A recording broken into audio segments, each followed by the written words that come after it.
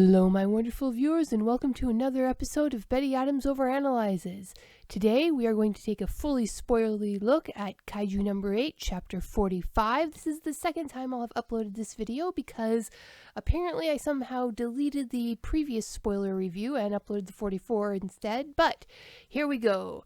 Kaiju number 8, chapter 45, for full spoilers. As I have almost come to expect, this chapter shook me, made me jump out of my computer chair and hurl myself across the room to scream into my pillow a bit, what I thought was a plot twist that I hadn't seen coming, and yet felt perfectly believable.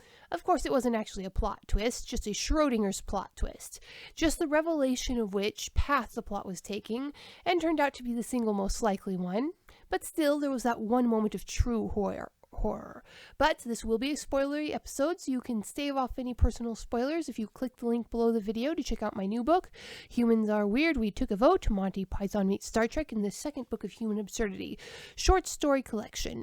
Go check it out, read the first chapters online, and come back when you are caught up with Kaiju number 8. Now, shoo-shoo! There's a little technical note I'd like to get out of the way. It looks like Matsumoto has settled down into a new posting schedule.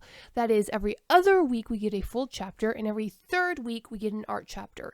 So we are back to getting 3 posts a month on the Shonen app, 2 full chapters and 1 art chapter, where you have these beautifully done full color pages. I like the schedule. I was missing the art chapters we were getting before. But onto the meat of the episode, starting with that cover. I really liked that cover, as simple as it was.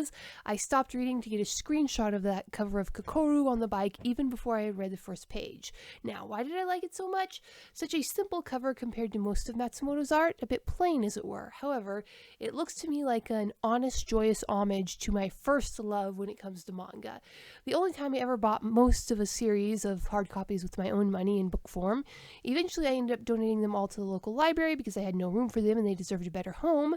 But this cover took me back to 2008, when I was a dispatcher for a small Alaskan bush town, and I'd wander into Anchorage, ride the bus to the Barnes & Noble, and get me some manga. The cover is an homage to the Viz first and second editions of Dragon Ball and Dragon Ball Z. From the puzzling presence of a motorcycle that never shows up in the series, to the posture and position of the character, to the framing in a solid color, to the font of the title letters, even down to the ratio of the square to the rest of the page. This title page was an homage to one of my fondest teenage manga memories, so thank you for that, Matsumoto. Now, this chapter hurt. First off, I blasted through it on the first reading and missed a lot. When you're reading that fast, your eyes just zap past things. When my eyes fell on the panel where Kaiju number 8 had Kikoru impaled against the wall, I genuinely thought that Matsumoto had the guts to do it.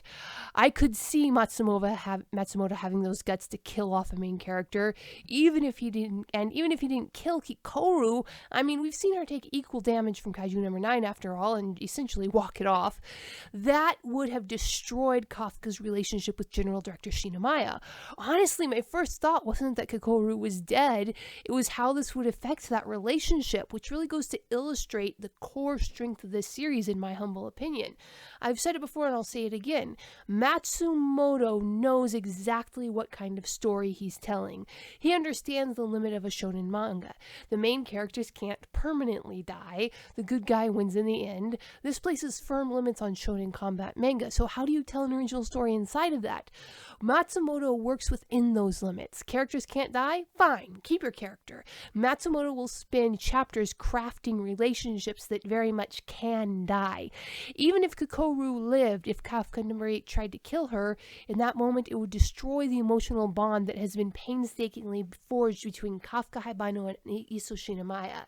That moment in the hospital room where Iso looks into Kafka's eyes and for one brief moment speaks to him man to man. That moment when Kafka rammed his fingers into his own chest to stop Kaiju number 8's rampage. Kikoru overcame her awe of her father to speak up on Kafka's behalf. Everything gained by those risks and sacrifices would have all been for naught if that horrible scene had been any more real than it was, and the destruction of that bond would have been worse than any character death. Then we track back to our old friend C.S. Lewis and his comment about never trying to be original, because that will get you exactly nowhere. Just tell the best story you can. Most of the chapter was that scene. You know the one I'm talking about. Power of friendship. Don't be an idiot. How very dare you think I'm that weak? You've seen it all before. I have seen it all before. And toss me into Tokyo Bay if I'm not going to go back and read it all again and again. This was good. This was well done. There was only one thing that did really shock and surprise me. Not the action itself, but how little space and emphasis it got. That was when Kikoru's axe broke. I didn't even catch it until the second reading. I mean, I wondered why she had switched to her sidearm, but I hadn't seen the axe shatter. Shonen manga is all about the absurd weapons, and her axe was as absurd as it gets, and I do wonder why it broke here and now with so little fanfare. Does it represent Kikoru's growth and how quickly she's outstripping her previous level? I just don't know, but I trust Matsumoto enough by now to have faith that he is going somewhere specific with this. So, those are my thoughts on Kaiju number 8, chapter 35. My book, Humans Are Weird, We Took a Vote, is now live on Indiegogo, so go check it out in the links below the video to get your very own author-signed copy. Peace out, my one. Humans Are Weird, We Took a Vote. Available on Indiegogo for the month of October 2020, and available for in-demand through November. Humans Are Weird, We Took a Vote. Monty Python meets Star Trek in the second book of Human Absurdity, a short story collection that will have you chuckling for years to come. Humans Are Weird, We Took a Vote, available on Indiegogo. Go and get your copy now!